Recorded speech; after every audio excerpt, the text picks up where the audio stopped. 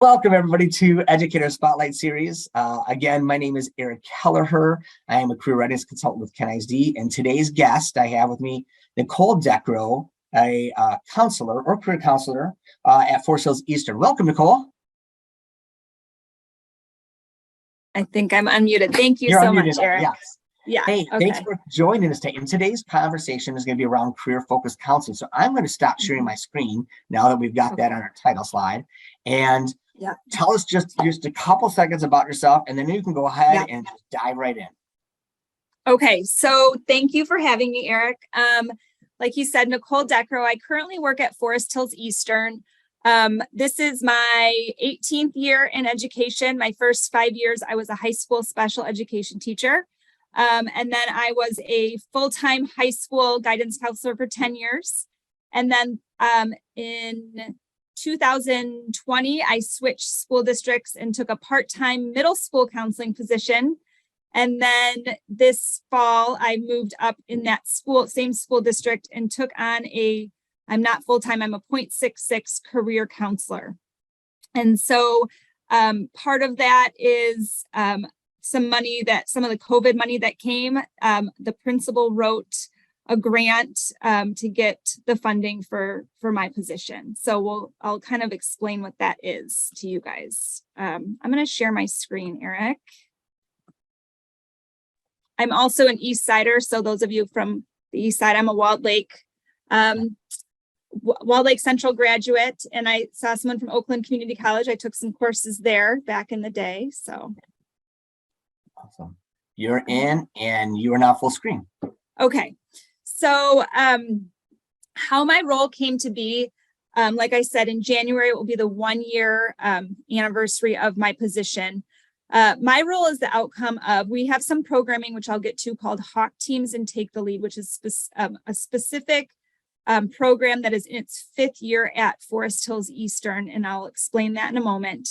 So as a teacher kind of started this program and retired, I was hired to take on this programming and reimagine it to fulfill our Michigan career developmental model standards. So right now, like I said, I'm a 0.66, and then I have a 0.2 Spanish teacher who has 0.2 of a release to support me in this program. So we meet together every day during 4th hour. And then I have 6 students who have an independent study with me. So I have 6 students who support me in the program as well. And so my role as a career counselor is I really have kind of 2 prongs to what I'm supposed to accomplish. And one of those roles would be individual student support, right? So I meet with students individually. And then the bigger part of my role would be that whole school programming. And so what is Hawk Teams? I'm going to give you kind of a really quick version of a pretty big program. On Wednesdays, we have basically 1 hour of programming each week for kind of 2 programs that feed off each other, Hawk Teams and Take the Lead. And so what Hawk Teams is it's every single student in our building is part of a multi-grade 6 to 8 person Hawk team. We have about 3 to 4 Hawk teams per classroom. So on Wednesdays, these students go to their Hawk team classroom and do different activities led by their Hawk team leader. And the Hawk team leader are each seniors that have applied to that program. So we have right now about 130 different 6 to 8 person Hawk teams led by a senior. And then on the opposite Wednesdays, we have Take the Lead. And so Take the Lead is where I infuse most of that career counseling programming. But that is a grade. So every grade goes to a specific classroom. So it's grade divided, and they do activities that support career exploration, self-awareness. And our seniors do some more programming with leadership and preparing to run those Hawk teams. So it's 50 minutes of programming per week. We have 13 Take the Lead sessions and 13 Hawk team sessions. So it goes a Take the Lead session one Wednesday, a Hawk team session the next Wednesday.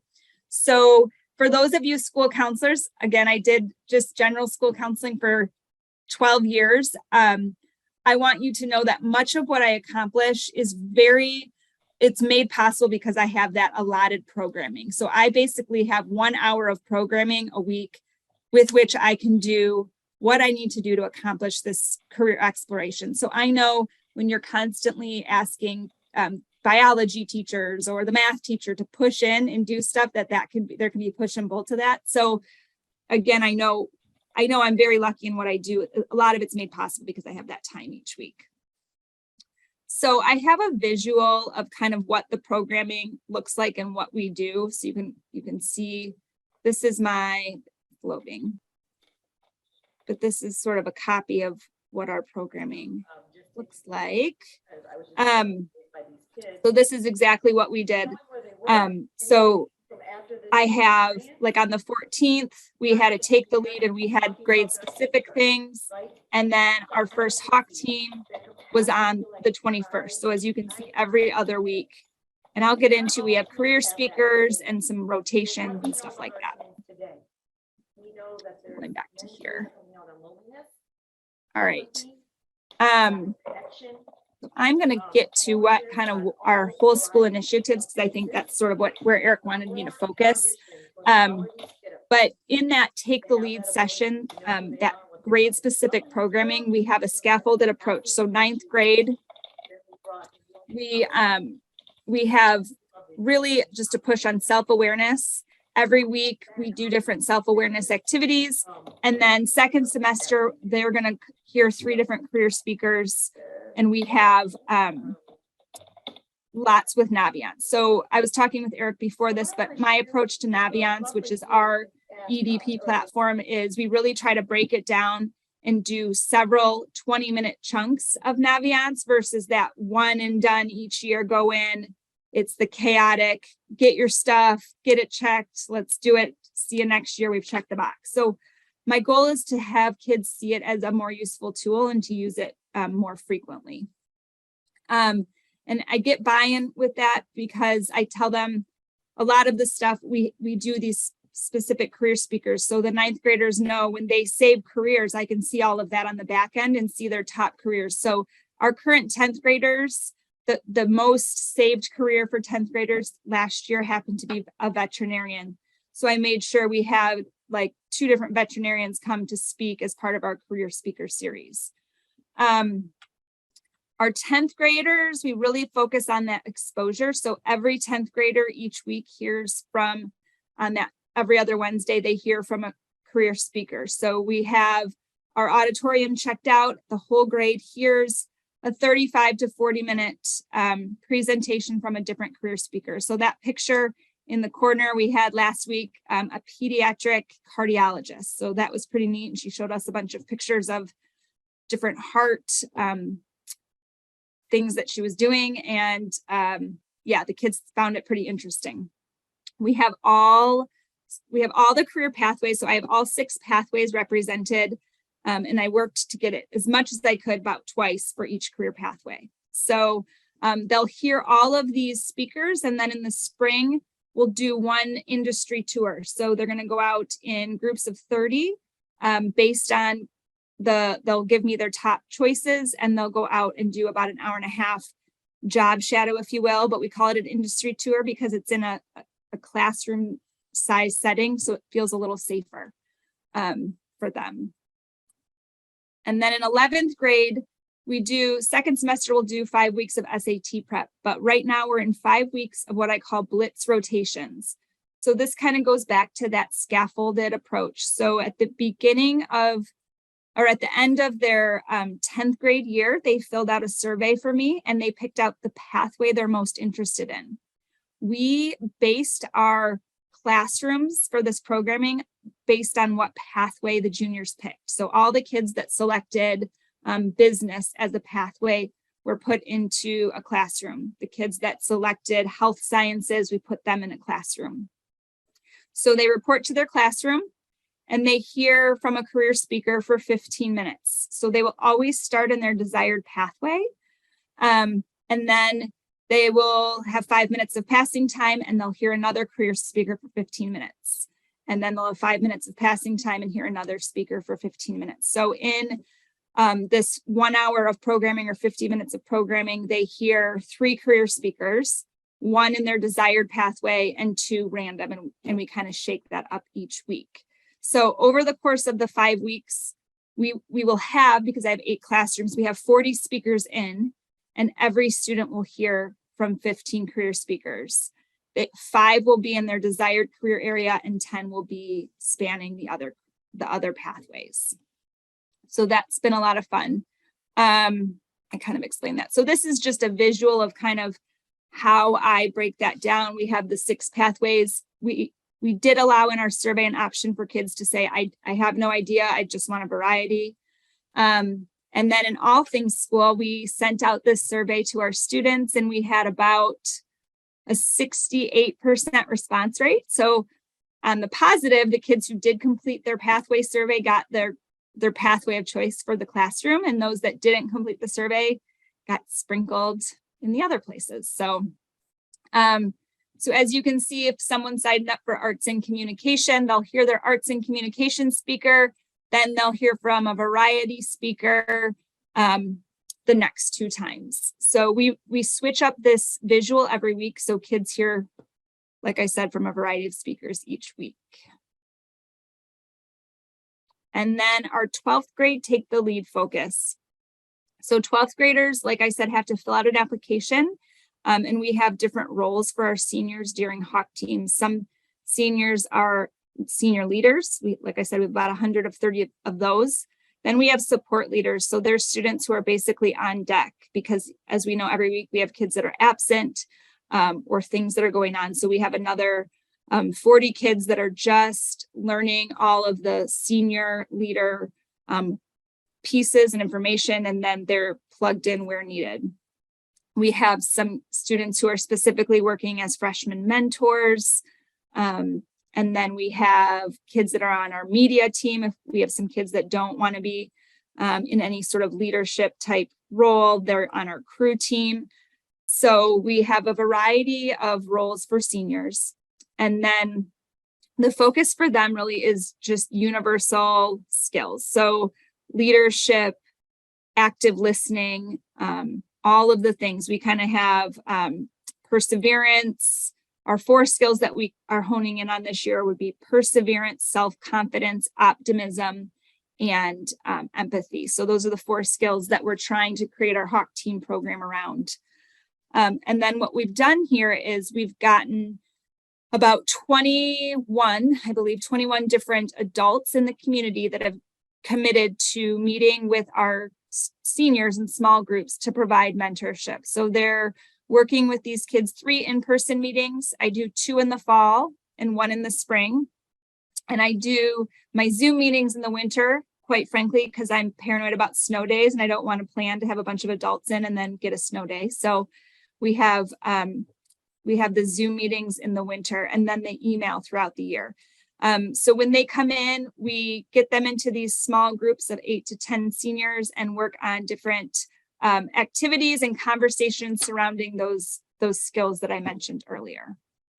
And then they kind of work and build up to apply those skills when they lead that Hawk team group the next week. So while 9th, 10th, and 11th are getting the career exploration and self-awareness, the 12th grade's kind of getting these skills to get ready to execute those skills during the Hawk team programming.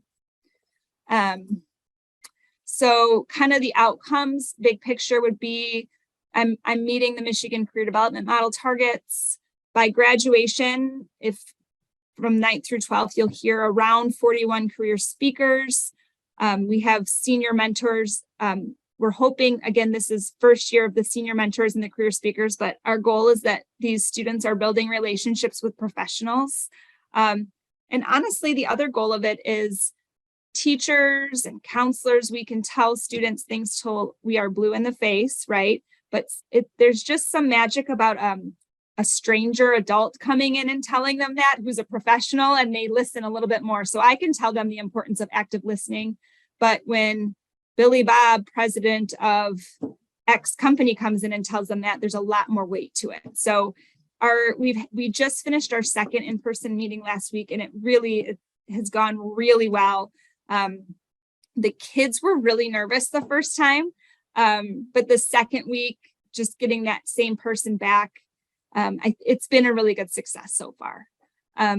So that is sort of the big picture of my programming. We can get to this later, but I have shared this with Eric. I had to get, over the course of the year, I have about 90 different people coming in for various roles. And so when I pitched this to my principal, she was like, love it, but how are you going to get all these people?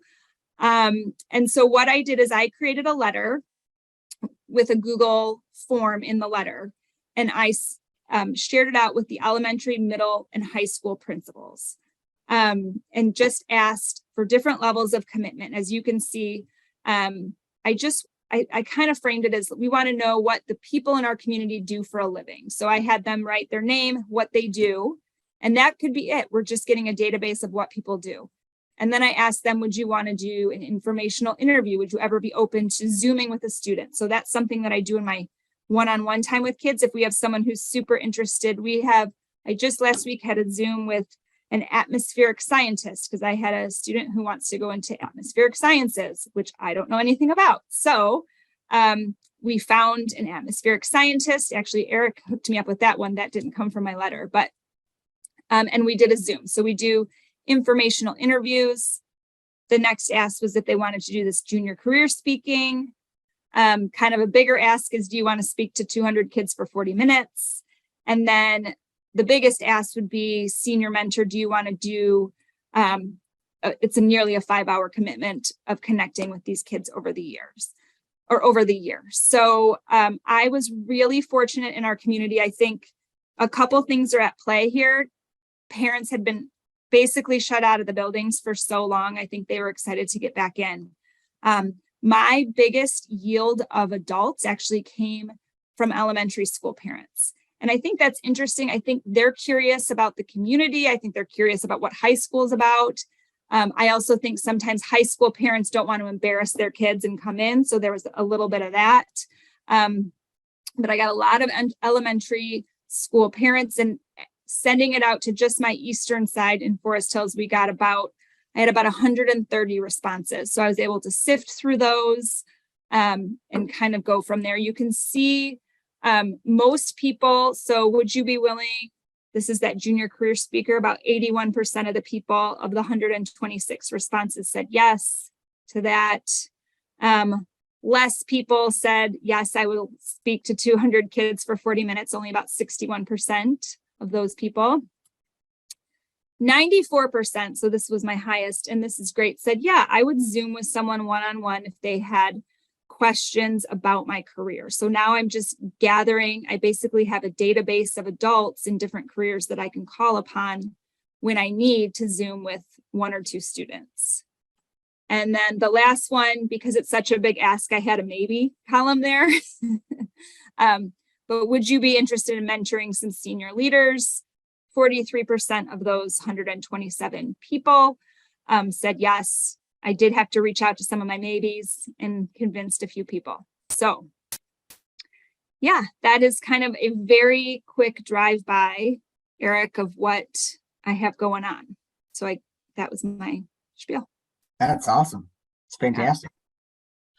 All right. Well, and I'm putting you on the spot. If we can talk about this later, but if you're interested or willing to share this PowerPoint, I don't normally put those and make them available, but if it's something that you are at some point like, hey, somebody wants to go back and look at some of this data, because I think it's kind of data rich here, we could always go back and share some of that. I see several comments coming in, which is fantastic. Why don't you go ahead and stop sharing your screen so we can see more of your face, right? Instead of this little tiny view. But so some great comments coming in. Tara had already said, it's so great to see kids exploring different professions before going on to college and wasting money on something that they find out later they're not passionate about. And for those of you, a couple of you said this is your first time attending this program. And that's one of the big things. This is my 8th year doing career readiness for Kent County. And I think early on, our feeling was, or our goal was like, we got to go and help kids figure out exactly what they want to do, so that if they decide they're going to go to college, they know what they want to do. And if they're not, they know what they want to do if they want to go right into career. I'm dating myself, but I'm 46 years old. I still don't know what I want to be when I grow up. And I changed my major several times. Now, I will say this, changing your major several times in today's day and age is a lot more costly to what Tara said. It can be, especially if you take 6 years to graduate like I did, because you didn't know what you wanted. So if we can help kids eliminate, so Tara's saying probably a couple times yourself, right? So helping kids to eliminate options like that's not for me, great. Or if they feel like, I think I'm interested in this, it's not even necessarily the specific thing they're going to do, but what kind of pathways, as Nicole mentioned, or what kind of buckets or what type of things are you interested in that we can help at least open some doors to. And I've really started to realize it's maybe not about so much helping them figure out exactly what they want to do, but how do we help give them exposure to things that they didn't even realize was out there, or the things that they think they're interested in, at least let's get them exposure to see if it is. So some good stuff.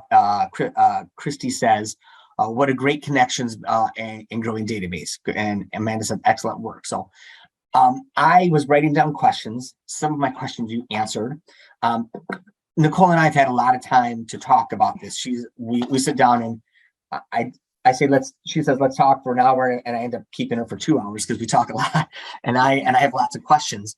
I've been doing this for a while, but what I value extremely is there's one of me. Well, there's about 4 or 5 of us on our team. We have 110,000 students in Kent County. There's no way we can meet the needs of everybody. But if we have a Nicole Deckrow, if we have more roles like this in the schools, and I recognize when I'm talking to you as counselors, you just don't have the time to be able to do all that. And kudos to Nicole for calling out right from the get-go. Hey, listen, that's what I was hired to do. So I have capacity to do things that probably the typical counselor can't.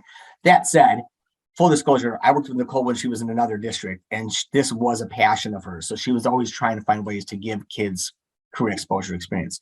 But one more thing, and then I'm going to open up to some questions, and I'll ask mine if you don't have any, because I did write some things down.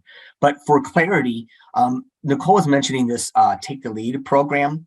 Actually, if you want, I can go ahead and later I'll send an email with a link to our YouTube channel. We record all of our Educator Spotlight Series sessions. And in my first season, so this is season 3, in the first season, yeah, great, awesome, Terry, just 1 second.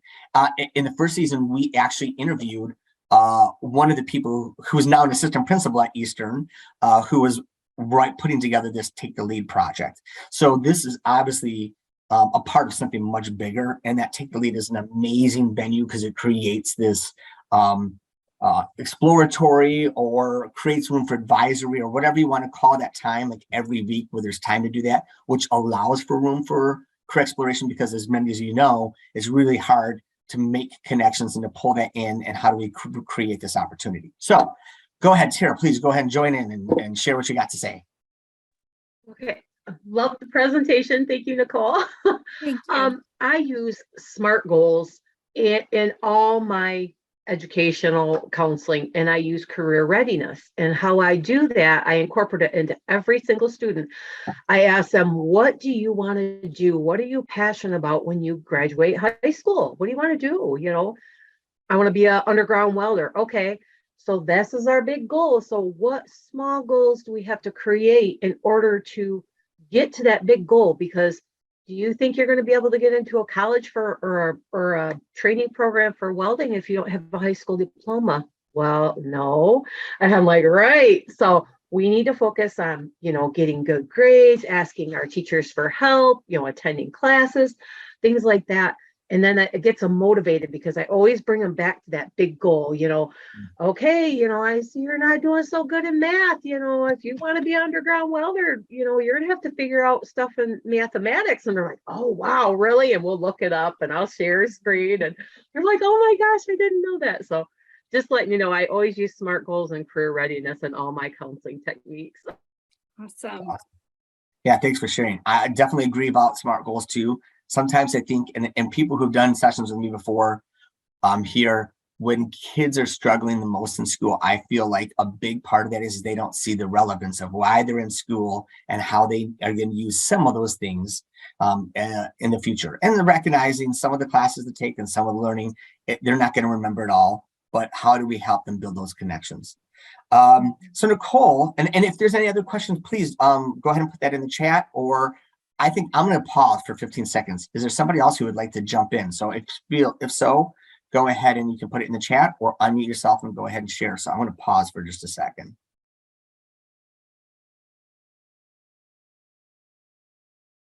Okay. All right, so we've got a couple. So I'm going to go ahead and throw a couple of my questions. Feel free to throw them in the chat if you have some. So my question to you is, Nicole, there's a lot of steps involved in this. And what I love is that there's a 9th, 10th, 11th, 12th grade plan. It starts in 9th grade with them learning about themselves.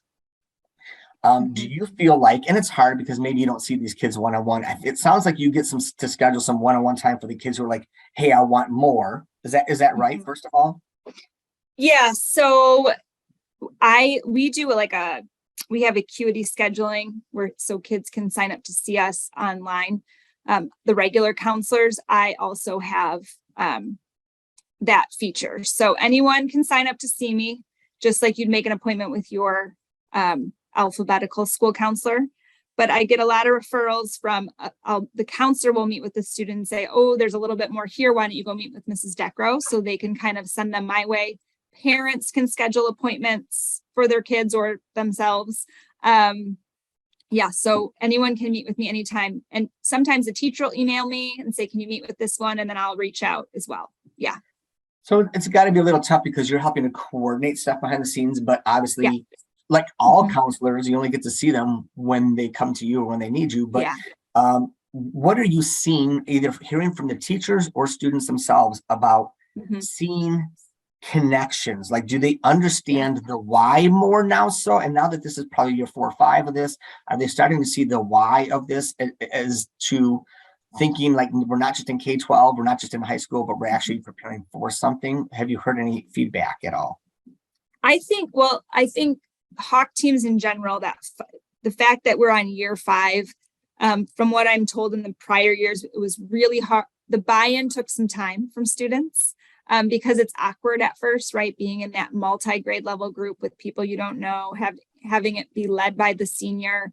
But now they're kind of accustomed to that. And we do a lot of belonging activities, hallway competitions, and things like that. So as far as that piece goes, the career piece in year 1, right? We're in year 1 of basically my role was to infuse that career component into this already living, breathing program. The kids, it's really cool hearing, like I said, we finished on last Wednesday, we had week 4 of those career speakers for the juniors, and they are really enjoying that. I really think I'm onto something, and the sweet spot, I guess I would say, with juniors is that 15 minutes, and then they get up and physically move, right? Instead of having a career speaker come in, and then they go to a different classroom for 15 minutes, and then they get up and physically move. So I think having 15 minutes of career exposure, because again, we all know, like, high schoolers, right? Short attention span. Yeah. And so having that career speaker come in and giving that short 15-minute spiel and moving has really been positive. Kids have heard some really cool things. We had a venture capitalist come in 2 weeks ago. He's been one of the fan favorites, and he sat down and he's like, I'm going to teach you how to be a millionaire in 15 minutes or whatever. So I do think I'm tailoring how I tell the speakers to approach it. Some of the feedback I got was, right, a veterinarian who hasn't been on the scene with high schoolers in a while is like, whoa, a little bit more immature than what I thought, or a little younger, right? And so really telling them, hey, this is just basic. And then some kids will linger and ask those extra questions. And so that's been neat. And they usually share their contact information if they want, and kids can reach out, or kids have come to me. I had a sophomore 2 weeks ago. We had lifeology therapists come in. I had a sophomore come in and say, wow, I never knew that's exactly what I want to be. I don't think my ultimate goal, big picture, is we are just throwing so much mud at the wall that it might not resonate right now, but maybe they're sitting in their sophomore year in biology and they're like, you know what, I remember this guy and I think I'm a lot like him, and maybe that's what I should pursue. I don't know. It's my goal just to overexpose so that they just can, number one, rule things out, because I think that's just as important as ruling things in, right? At this age, I know I don't want to do that. And just to have an idea of all the things that are out there. Awesome. And it's been cool too with these speakers giving them like, hey, I wish I would have known this in high school. Because again, they listen to them much more with a lot more weight than they listen to us. Right. No, I definitely agree. Believe in that. Sometimes they just need a different voice. I'm almost out of time. I have one more question, just because this is new, this first year, and I know it's first doing this, but how have the mentorship thing, with you having your seniors and having mentor business partners, it's a bigger commitment, but how's that been going? That's been going really well. So like I said, we finished we did 2 weeks of in-person meetings this fall. So 10/26 and 11/9, they came in. And we had some cool activities right at the beginning to kind of, I don't think that the business leaders were nervous too, which was funny. You had CEOs and business owners, and a lot of really big, high level leaders in our community. And they were nervous too, because they're like, we've never really interacted with all these high schoolers. It's gone really well. They've definitely connected. They've shared email addresses. We're working through that right now. They're like emailing through me because we have such a lockdown on our email that they can't email outside people. So that has been a challenge with some of our tech stuff, but a lot of cool opportunities have been created. I had a CEO tell me, and he was very proud of this. He said at the end of their meeting, one of the students said, man, I thought this would really suck, but it didn't. So, I mean, let's measure that as a success. And it was funny because he was so excited about that he didn't suck to high school students. So That's good. It's been good. It's been all really right. good. Well, thank you. And I'm trying to look at the time and be sensitive to that. So we're going to wrap it up. Kara had said she loved the ideas and wants to come view some of your sessions with guest speakers, she said. So she said also that she has some students do job searches on Indeed and sites like that to help kids see what the job skills and qualifications are, which I completely agree with. We have a session on our career framework about how to actually do some job searching. Totally agree that kids need to kind of look those jobs up because they have no idea. I know a lot of people in education don't even know what Indeed is, to be honest, completely honest. But I'm going to share my screen here to wrap it up so that we can go ahead and give you what you need here to finish out here. But first of all, I want to say thank you so much to Nicole for coming in, making time today and sharing some of the things you're doing. Again, maybe we can share your PowerPoint later just to kind of as a refresher. We are recording the session, so if you want to go back and listen to anything that she had said later, we'll post it in a few days on our YouTube channel for On Demand. And if you have any colleagues who you think, oh, they should have been here for this, you can have them go back. They can still sign up to watch it on demand and still get a sketchboard. Some upcoming sessions that we have on this Educator Spotlight series, we have another one in December. That's with 3 English ELA 12 teachers in Byron Center here. And they're going to be talking about how they actually teach their English language arts for the 12th graders through a career and college focus lens. We have a couple of other PDs coming up tomorrow. We have 2. That Educators in the Industry Admin Edition that has been scratched, and that was for administrators, but we're going to postpone that. But we do have a session tomorrow, Navigating College Prep. So if you're interested, I believe that one is virtual. I'm pretty certain it is. You can go into our PD Hub and check it out. They have another one of those coming up in January as well. So for those of you who are looking for college sketches, I believe you can do those virtually, but don't quote me on that. December 7th, we have a session here. It'll be in person, creating a profile of a career-ready grad. So it'll be here housed in Grand Rapids. Feel free to sign up for that, but it's creating a profile of a career-ready grad. And then we do have online every Tuesday and Thursday. You can sign up for sketches for these as well. It's intended for students, but we actually have started now making it available to educators to go on and watch. And we just have, kind of like what Nicole does, have guest speakers, but they just do it virtually every Tuesday and Thursday about a variety of different careers. And we do record those so students can go back and watch those later. If you're interested in sharing some of the awesome things you're doing, I've got 5 sessions for the spring. I've got a couple people booked, but I still have a couple more left to fill. So if you want to nominate somebody who's doing something cool or interested in sharing out some of the things you're doing that maybe are unique or different that are helping to build career readiness, you can fill out this bit.ly/spotlight guest. form and we'll chat with you at some point. And then finally, this is what you're looking for, the bit.ly/ESS-sketch 2223. And then there's a 6-digit code that you'll need to complete the survey to get the sketch for today. It's 213498. Again, 213498. I'll throw that in the chat here in just a second. But that's what you'll want to complete in order to get sketch for today's session. Want to thank you everybody for your time today, for coming and watching and listening. Hope that you got something out of today. And if you have questions, you can follow up with myself or Nicole. I'm happy to share her email address again. My email address is erickelleher@kenisd.org. And with that, I'll throw the information in the chat and say thank you and have a great day.